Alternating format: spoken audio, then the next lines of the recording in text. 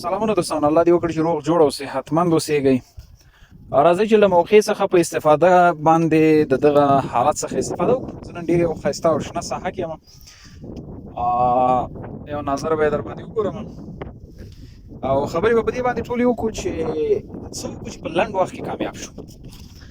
او زما ویډیو زیاتره هغه کسان ټارګېټ کوي چې هغوی خو 12 کاله مکتب ویلی، د مکتب نه وروسته بیا دوی اراده لري چې 6 کاله پوهنتون ووایي او د هغې نه وروسته مطلب دوی یو څه لري باندې فوکس کوي. هو ژوند کې یوازینی معیار پیسې نه دي، ډېر څه نور، شخصیت مهم دی، انسانیت مهم دی، دین مهم دی، ملګري دوستان مهم دي، یو ښه نوم په میدان کې پرېښودل مهم دي. خو دغه ټول که ته وغواړې چې پیسې در سره نه وي، دا یو هم نشي کېدی. نو مین پوینټ دا دی چې لنډ چې په دې موضوع راتاو شو نو ووایو چې پیسې مهمې دي. او دغه څومره مې چې ذکر کړل، زما په نظر یو دین که دې وباسو، ایمان وباسو، نور ټولو نه زیاتې مهمې دي. نو را به شو چې څه شی کم کار وکړو تر څو وکولی شو چې په کم وخت کې شتمن شو یا په کم وخت کې نتیجې ته ورسېږو. ګورئ ګایز، نن سبا موږ او تاسې په 2024 کال کې 300 کاله مخکې سټون ایج و، کاڼې وخت یې ورته ویلې. هغې وخت کې نالج انتقالول، علم انتقالول ډېر سخت و.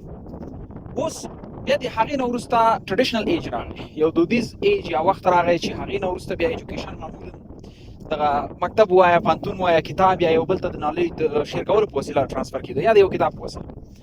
ناو اټس انفرمیشن ایج، اوس د معلوماتو دور دی. ته چې په هر څه کې وغواړې چې سټډي وکړې یا وغواړې چې هر کار وکړې، په ډېر کم وخت کې په اسانۍ سره په هغه برخه کې ته کار کولی شي. د دغه انفرمیشن ایج څخه په استفادې باندې موږ او تاسې باید خپل ځانونه را جوړ کړو، خپل اقتصاد باید راښه کړو او په خپل حالاتو باندې کار وکړو. اوس په عملي بڼه باندې غږېږو چې که وغواړو چې په خپل حالاتو کار وکړو، څه شی باید وشي. ګورئ ګایز، لومړی خو دا چې د معلوماتو ایج مې درته وویلې، نن سبا کې ډېر داسې وظایف منځته راغلي دي چې هغه وظایف 4-5 کاله مخکې نه وو.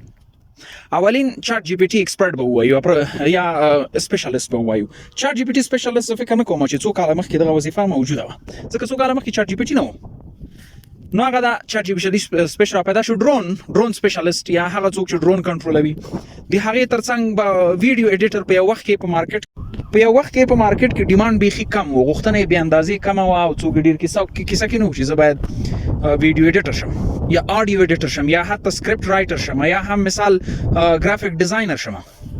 خو اوس ډېر زیات ډیمانډ دی او دغه کارونه ویډیو ایډیټر شو، سکرپټ رایټر شو یا هم آډیو ایډیټر شو یا هم چاټ جی پی ټي ایکسپرټ شو یا ډرون کنټرولر شو. دغه کسان ټول دغه سکلز د یو کال دننه په هره سطحه چې ته وغواړې زده کولی شي. هغې نه وروسته چې ته زده کړې، ته کولی شي په نړیواله سطحه په ډېرې اسانۍ سره په ویډیو ایډیټینګ کې تر $3,250 پورې معاش واخلې، هغه هم د خپل کور څخه. دومره امکان لري او احتمال دی ولري چې که ته په افغانستان اسیا کوم داسې ځای کې یو سکل دی بې اندازې قوي اوسېږي، خارج ته دې هم وباسي.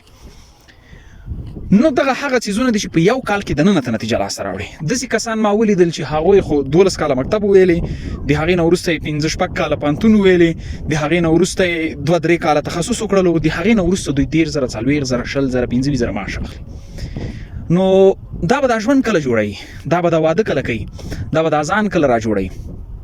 زه خپله داسې کامیاب نه یم چې ته ووایې چې داسې په لوړه اندازه کامیاب یم، نه م داسې غټ څه کړي دي او زه خپله تر اوسه مجرد یم. خو زه په لاره باندې یم، که زه خپله لږ وخت ونیسم مشکل به ونه لري، خو زه خپلو ورونو ته یا زما تر شا چې څوک راځي هغو ته به انشاءالله ډېر څه کړي اوسېږي.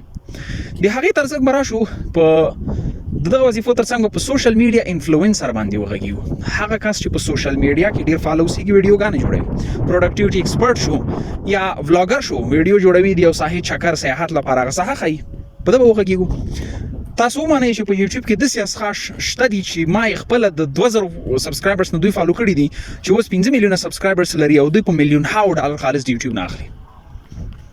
هغوی کریټیولی دغه مارکیټ څه شی کړی دی، استفاده کړی دی. یوټیوب نه یوازې انکم د یوټیوب نه دی، دا داسې دی دا یو کمیونټي، یو ټولنه دې رامنځته کړله.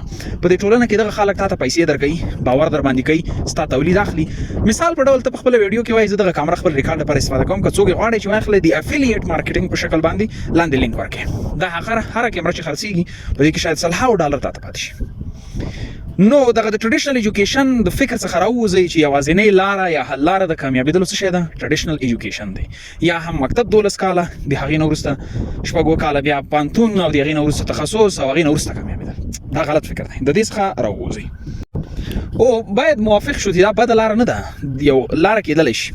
خو بهترینه لار نه ده. او باید ذکر درته وکړم چې په یاد مو اوسیږي او متوجه اوسیږئ.